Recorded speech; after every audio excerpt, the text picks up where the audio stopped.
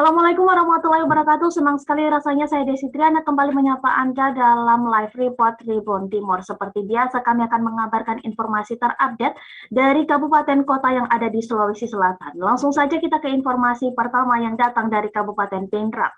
Untuk diketahui, beberapa waktu lalu diduga melakukan tindak pencabulan terhadap santrinya salah seorang oknum pimpinan pondok pesantren di Kabupaten Pindrang dilaporkan ke Polres Pindrang. Seperti apa informasi selengkapnya kita sudah terhubung dengan jurnalis Tribun Timur yang ada di Kabupaten Pindrang, Nining Anggraini. Halo Nining. Ya, halo Mbak. Ya, mungkin bisa langsung dijelaskan seperti apa kronologis pelaporan yang terjadi dalam kasus ini. Ya, baik. Jadi diduga salah satu oknum pimpinan pondok pesantren atau ponpes di Kabupaten Pindrang melakukan tindak pencabulan terhadap santriwatinya. Akibatnya orang tua dari korban tersebut melapor ke Polres Pindrang dengan laporan tersebut berdasarkan LP-B-3-X-2021-SPKT-Res Pindrang Polda Sulsel yang tertanggal pada 22 Oktober 2021. Nah, pada kesempatan setelah melapor ke kantor polisi tersebut, kedua orang tua dari korban ini meminta perlindungan kepada pihak Pusat Pelayanan Perempuan dan Anak Kabupaten Pindrang. Seperti itu. Ya, boleh tahu apakah sudah masuk sampai tahap penyelidikan untuk perkaranya? Ya, jadi betul sekali setelah orang tua ini melapor, pihak polisi sudah melakukan sidik atau kemarin sudah naik sidik, gelar perkaranya pun juga sementara dilakukan karena 1 minggu lidiknya itu baru polisi menaikkan ke sidik, seperti itu. Ya, seperti yang Nining juga sempat jelaskan tadi bahwa ternyata ada upaya untuk meminta perlindungan ke Pusat Pelayanan Terpadu Perlindungan Perempuan dan Anak. Boleh diketahui seperti apa tanggapan dari pihak perlindungan atau Pusat Pelayanan Terpadu Perlindungan Perempuan dan Anak ini? Ya, baik. Jadi untuk diketahui orang tua dari korban ini kemarin sudah datang ke kantor Pusat Pelayanan Terpadu Perempuan dan Anak Kabupaten Pindrang. Beliau meminta perlindungan kepada pihak tersebut dan hari ini pun pihak dari P2TP2A sudah melakukan asesmen. Jadi pihak P2TP2A ini telah mendatangi rumah korban untuk menggali informasi lebih dalam lagi. Kemudian bersama keluarga korban datang ke Polres Pindrang untuk di BPA selanjutnya, seperti itu. Dan untuk lebih jelasnya, berikut hasil wawancara saya bersama koordinator P2TP2A Pindrang, Andi Bahtiarto. Ibunya dengan bapaknya dan termasuk korban yang diperiksa. Korban apa itu? Korban pelecehan seksual. Ya. Itu dilakukan oleh yang diduga dilakukan ya, dilakukan oleh salah satu pimpinan pondok. Ya, inisialnya itu SM. Ya. Dari pengakuan ibu korban sendiri apa yang dilakukan saat melakukan pelaporan ke kita? Kami tidak dalami, cuman secara sepintas dia mengatakan bahwa dia dilakukan pelecehan, itu sifatnya hanya melakukan mencium, itu yang jelas saya tadi, karena kondisi psikis anak ini belum siap untuk memberikan informasi, jadi kami langsung dampingi saja untuk penambahan BAP di Polres. Untuk langkah selanjutnya Pak dari pihak PPA? Setelah ibunya kemarin memasukkan pengaduannya di P2TP2A, kami langsung tadi pagi langsung mengadakan asesmen di P2TP2A di rumah mereka, karena aturan yang kami lakukan ini sebelum kita mendampingi seorang klien atau korban, itu kita harus ada namanya kontrak ataupun info konsen yang kita buat. Di kontrak itu ada poin-poin yang kita sepakati, misalnya apakah dia bersedia untuk didampingi, apakah dia bersedia untuk dirujuk kalau ada misalnya kekurangan. Nah, dari hasil temuan kita di hasil asesmen tadi, ini anak ini perlu didampingi persoalan psikis atau psikolog. Kemudian kedua, dia minta didampingi persoalannya ini untuk tahap selanjutnya dalam tahapan-tahapan pemanggilan pada saat di Polres sampai dia P21 nanti. Itu yang diharapkan Berarti dari ada pendampingan psikiater nantinya. ya, insya Allah itu yang kita lakukan, karena ini anak menurut informasi dari orang tuanya bahwa anak ini tidak seperti biasanya. Setelah kejadian ini diam, waktu kami datang itu lama baru keluar dari kamar. Dia mungkin agak takut untuk dilihat oleh orang banyak, masih trauma dengan kejadian yang dialami itu barangkali. Anak-anak sekarang di mana? Dia sudah kembali ke rumahnya, dia ada di rumahnya Berarti sekarang. dia berhenti sekolah kan? Ya, berarti dia untuk sementara dia berhenti sekolah karena trauma dengan kejadian yang menimpa dia di tempat dia bersekolah di pesantren.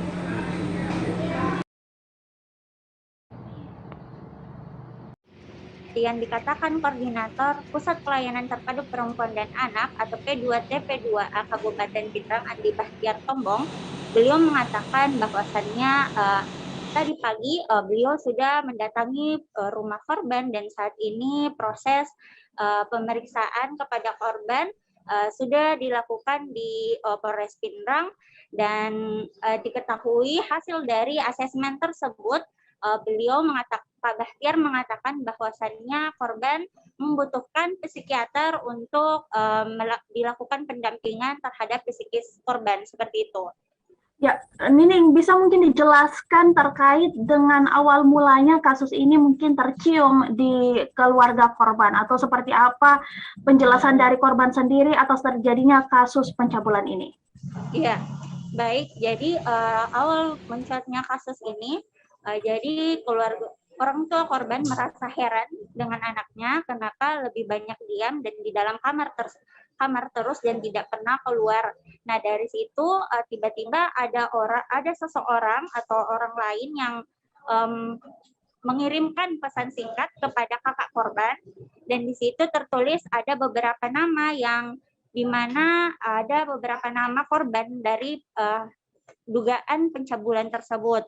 Nah, dari situ orang tua korban mulai bertanya kepada anaknya bahwasannya apakah betul dia pernah dicabuli oleh pimpinan Ponpes tersebut, dan anaknya ini mulai bercerita bahwasannya memang ketua Ponpesnya itu pernah mencabulinya dengan seperti melakukan hal-hal yang tidak seharusnya, di mana dari situ korban mulai merasa gemetaran saat berbicara hal tersebut dan kadang-kadang menangis, dan korban juga menurut pengakuan orang tua, korban juga kadang-kadang takut ketika ada orang baru yang keluar.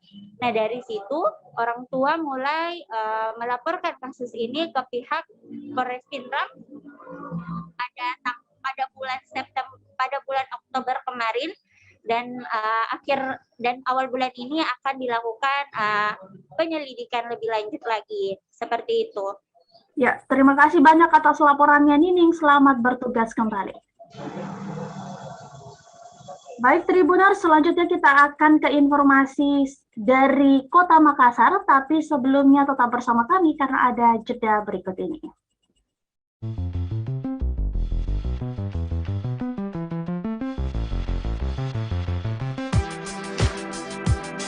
Jalan-jalan ke pantai, atau menaiki puncak gunung, melihat dataran indah, dan membayangkan lukisan alam Tuhan yang menakjubkan akan tersaji dalam sebuah liputan menarik juga eksklusif.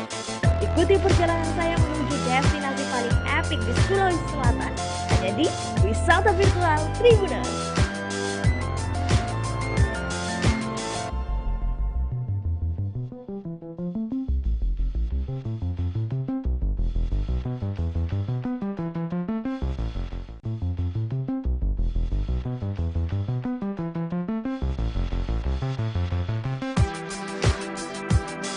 Jalan-jalan ke pantai, atau menaiki puncak gunung, melihat dataran indah, dan membayangkan lukisan alam Tuhan yang menakjubkan akan tersaji dalam sebuah liputan menarik juga eksklusif.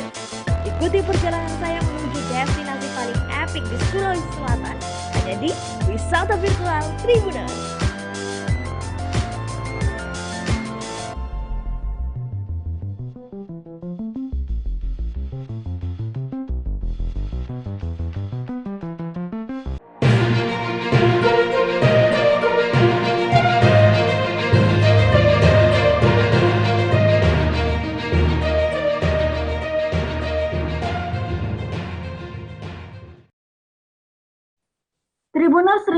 masih tetap bersama kami di Live Report Tribun Timur. Langsung saja kita ke informasi selanjutnya datang dari Kabupaten Goa terkait dengan pembelajaran tatap muka atau PTM Sekolah Menengah Atas yang sudah mulai diberlakukan di Kabupaten Goa sejak Senin 1 November 2021 kemarin. Seperti apa informasi selengkapnya? Kita sudah terhubung dengan jurnalis Tribun Timur yang ada di Kabupaten Goa, Syahid Zulfadli. Halo Syahid. Halo Desi. Ya, mungkin bisa dikabarkan seperti apa dan bagaimana penerapan protokol kesehatan di hari pertama sekolah tatap muka ini? Sekadar diketahui bahwa di Kabupaten Goa bukan hanya sekolah menengah atas saja yang menggelar pembelajaran tatap muka di hari pertama kemarin. Selain SMA, itu SD dan SMP pula juga menggelar pembelajaran tatap muka, di mana penerapan protokol kesehatannya sendiri itu sangat ketat, baik itu mulai dari masuk siswa-siswi itu diperiksa suhu tubuhnya dan wajib menggunakan masker. Selain itu di sekolah juga telah disediakan di setiap pintu atau depan kelas itu wastafel atau tempat cuci tangan beserta sabunnya. Ya, jadi lengkap ya untuk 3M menggunakan masker, menjaga jarak, dan juga mencuci tangan. Kalau boleh tahu syarat siswa yang mengikuti sekolah tatap muka apakah harus sudah divaksin dulu atau seperti apa, Said? Iya benar, bagi siswa baik itu SMP, SMA harus sudah mengikuti vaksin atau sudah divaksin tahap kedua. Jadi bagi yang belum vaksin tahap kedua mereka harus mengikuti pembelajaran secara online. Ya, prosesnya seperti apa, Said? Apakah mengikuti kelas online dan offline secara bersamaan atau dibuka lagi kelas khusus untuk yang belum vaksin? Ada waktu terkhusus bagi yang mengikuti pembelajaran secara online. Gitu. Jadi kelasnya tidak bersamaan ya? Tidak. Ya, baik, untuk informasi selengkapnya juga Said telah melakukan wawancara langsung bersama dengan Kepala Sekolah SMA Negeri 1 Goa Muhammad Arsyad dan juga salah seorang siswi SMA Negeri 1 Goa Siti Nur Fariha. Berikut informasinya. Ya, hari ini mulai pelaksanaan PTMT, pembelajaran tatap muka terbatas. Kenapa terbatas? Karena jumlah siswa yang ada di ruangan itu terbatas. Terbatasnya itu hanya 50% dari jumlah siswa yang ada. Yang semestinya, misalnya jumlah siswanya itu 36, maka yang maksimal di ruangan itu hanya 18. Nah, itu yang pertama. Kemudian yang kedua, yang mengikuti kegiatan pembelajaran tatap muka terbatas ini adalah siswa yang telah mengikuti vaksin 2, dosis 2. Jadi yang tidak mengikuti yang belum melaksanakan vaksin 2 itu masih pembelajaran daring. Jadi sama dengan yang dulu sambil menunggu. Untuk protokol kesehatan sendiri Pak di protokol kesehatannya sendiri begitu masuk di ruangan itu harus memakai masker, tidak boleh terlepas. Yang kedua diukur suhunya. Bagi siswa yang suhunya lebih dari 37 derajat itu maka perlakuan khusus di UKS dulu. Nah, kalau misalnya tetap panas, tetap tinggi suhunya, maka kita rujuk ke puskesmas. Nah, tetapi hari ini belum ada. Nah, kemudian di setiap kelas, di depan kelasnya masing-masing itu sudah disiapkan wastafel. Jadi ini contohnya ada wastafel ada di setiap ruangan di depan kelas itu untuk cuci tangan. Nah, di ruangan pun ada hand sanitizer disiapkan. Nah, itu untuk protokol kesehatannya. Nah, pembelajaran ini hanya dilaksanakan 2 sesi. Mulai dari 7.30 saja sampai jam 11. Kemudian sesi keduanya jam 1 sampai jam 14. Nah, itu untuk pembelajarannya. Nah, setiap selesai satu sesi, anaknya diharapkan langsung pulang. Tidak ada yang berkerumun di sekolah, tidak ada yang berjalan-jalan di sekolah, tetapi langsung ke rumah masing-masing. Untuk kesan pertama kali sekolah itu bagaimana rasanya? Yang pastinya saya senang. Sekarang bisa kembali tatap muka, ketemu banyak teman, bisa bermain lagi sama teman. Dan sekarang tuh sudah lain sama yang online. Karena kalau online kita di rumah belajar sendiri, sekarang kita senang karena bisa ketemu banyak teman. Kesan saya ya pasti bisa ketemu lagi sama guru, bisa belajar lagi sama guru, sama teman-teman semua. Yang pastinya beda banget karena kalau di rumah kita kan kita sendiri belajar. Kalau sekarang kan bisa ketemu sama teman, bisa bermain-main sama teman. Ya, itu Pak, tadi. mungkin bisa dipaparkan kembali terkait penjelasan dari Kepala Sekolah dan juga siswi SMA Negeri 1 Goa. Ya, itu tadi penjelasan kepala sekolah baik terkait pembatasan bahwa setiap kelas juga dibatasi siswanya hingga 50%. Dia mencontohkan jika jumlah kelas sebelumnya itu ada 30, jadi dibatasi hingga 50% menjadi hanya 15 orang. Terus ketika pulang juga itu diawasi. Mereka para siswa baik dan siswi ini diawasi hingga pulang ke rumahnya agar tidak menimbulkan kerumunan. Ya, kalau terkait dengan komentar dari siswi SMA Negeri 1 Goa Siti Nur Fariha sendiri, Said seperti apa? Untuk siswi itu mengaku bahwa pembelajaran tatap muka atau sekolah perdana ini itu sangat membuat dirinya senang. Kenapa? Sebab bisa berkumpul kembali baik itu dengan guru maupun teman-temannya di sekolah. Dia juga menjelaskan bahwa pembelajaran tatap muka dan online itu sangat berbeda sebab jika di pembelajaran online hanya belajar sendiri di rumah, tetapi berbeda dengan belajar langsung di sekolah atau tatap muka. Dia bisa langsung mendapatkan bimbingan oleh guru dan bisa bertemu dengan teman-temannya begitu. Ya, apalagi ini sudah setahun lamanya para siswa ataupun siswi belajar secara online di rumah, jadi pastinya akan ada sensasi berbeda ketika bertemu kembali dengan gurunya di sekolah. Terima kasih banyak Said atas laporannya, selamat bertugas kembali. Baik Tribuners, terima kasih telah mendengar dan melihat langsung informasi yang kami sajikan hari ini. Tetap saksikan informasi menarik lainnya dari live report Tribun Timur pastinya di channel YouTube Tribun Timur. Saya Desi Triana pamit undur diri, sampai jumpa di live report berikutnya.